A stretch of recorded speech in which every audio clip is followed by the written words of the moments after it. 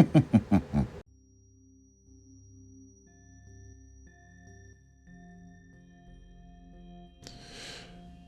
evening, everybody. Welcome back to our reading of Dr. Jekyll, The Strange Case of Dr. Jekyll and Mr. Hyde. We are at Chapter 5, entitled Incident of the Letter. It was late in the afternoon when Mr. Utterson found a way to Dr. Jekyll's door, where he was at once admitted by Poole and carried down by the kitchen offices and across a yard which had once been a garden to the building which was indifferently known as the laboratory or dissecting rooms.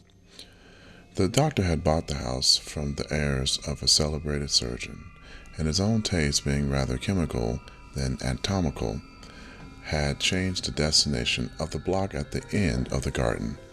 It was the first time that the lawyer had been received in that part of the friends' quarters, and he eyed the dingy, windowless structure with curiosity and gazed with a distasteful sense of strangeness as he crossed the theater, once crowded with eager students and now lying gaunt and silent, the tables laden with chemical apparatus, the floor strewn with crates and littered with packing straw, and the light falling dimly through the fogging cupola. At the further end, a flight of stairs mounted to a door covered with a red baize, and through this Mr. Utterson was at last received into the doctor's cabinet. It was a large room fitted round with glass presses, furnished, among other things, with a cheval glass and a business table, and looking out upon the court by 3 dusty windows barred with iron. The fire burned in a grate. A lamp was set lighted on the chimney shelf, for even in the houses the fog began to lie thickly, and there, close up to the warmth, sat Dr. Jekyll, looking deathly sick. He did not rise to meet his visitor, but held out a cold hand and bade him welcome in a changed voice. "And now," said Mr. Utterson, as soon as Poole had left them, "you have heard the news?" The doctor shuddered. "They were crying it in the square," he said. "I heard them in my dining room." "One word," said the lawyer. "Carew was my client, but so are you, and I want to know what I am doing. You have not been mad enough to hide this fellow." "Utterson, I swear to God," cried the doctor, "I swear to God I will never set eyes on him again. I bind my honor to you, and I am done with him in this world. It is all at an end. And indeed he does not want my help. You do not know him as I do. He is safe. He is quite safe. Mark my words, he will never more be heard of." The lawyer listened gloomily. He did not like his friend's feverish manner. "You seem pretty sure of him," said he, "and for your sake I hope he may be right. If it came to a trial, your name might appear." "I am quite sure of him," replied Jekyll. "I have grounds for certainty that I cannot share with anyone. But there is one thing on which you may advise me. I have received a letter, and am at a loss whether I should show it to the police. I should like to leave it in your hands, Utterson. You would judge wisely, I am sure. I have so great a trust in you." "You fear, I suppose, that it might lead to his detection?" asked the lawyer. "No," said the other. "I cannot say that I care what becomes of Hyde. I am quite done with him. I was thinking of my own character, which this hateful business has rather exposed." Utterson ruminated a while. He was surprised at his friend's selfishness, and yet relieved by it. "Well," said he, at last, "let me see the letter."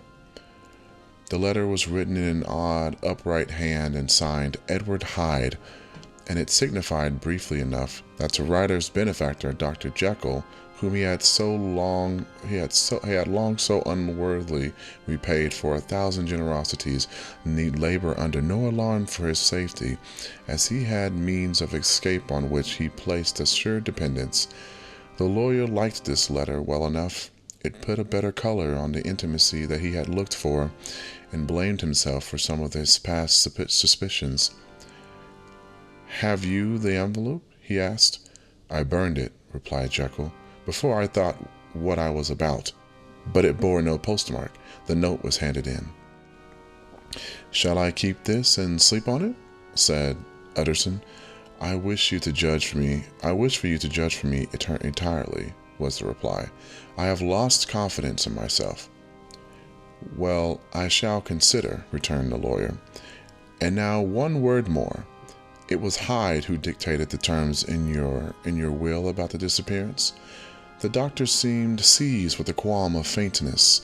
He shut his mouth tight and nodded. "I knew it," said Utterson. "He meant to murder you. You had a fine escape." "I have had what is far more to the purpose," returned the doctor solemnly. "I have had a lesson. Oh God, Utterson, what a lesson I have had!" And he covered his face for a moment with his hands. On his way out, the lawyer stopped and had a word or two with Poole. "By the by," said he, "there was a letter handed in today. What was the message like?" But Poole was positive nothing had come except by post. "And only circulars by that," he added. This news sent off the visitor with his fears renewed. Plainly the letter had come by the laboratory door. Possibly, indeed, it had been written in the cabinet, and if that were so, it must be differently judged and handled with more caution. The newsboys, as he went, were crying themselves hoarse along the footways. "Special edition! Shocking murder of M.P." That was the funeral oration of one friend and client, and he could not help a certain apprehension lest the good name of another should be sucked down in the eddy of the scandal. It was, at least, a ticklish decision that he had to make, and self-reliant as he was by habit, he began to cherish a longing for advice. It was not to be had directly, but perhaps he thought it might be fished for. Presently after, he sat on one side of his own hearth, with Mr. Guest, his head clerk, upon the other, and midway between, at a nicely calculated distance from the fire, a bottle of a particular old wine that had long dwelt unsunned in the foundations of his house. The fog still slept on the wing above the drowned city, where the lamps glimmered like carbuncles, and through the muffle and smother of these fallen clouds, the procession of the town's life was still rolling in through the great arteries with a sound as of a mighty wind. But the room was gay with firelight. In the bottle the acids were long ago resolved.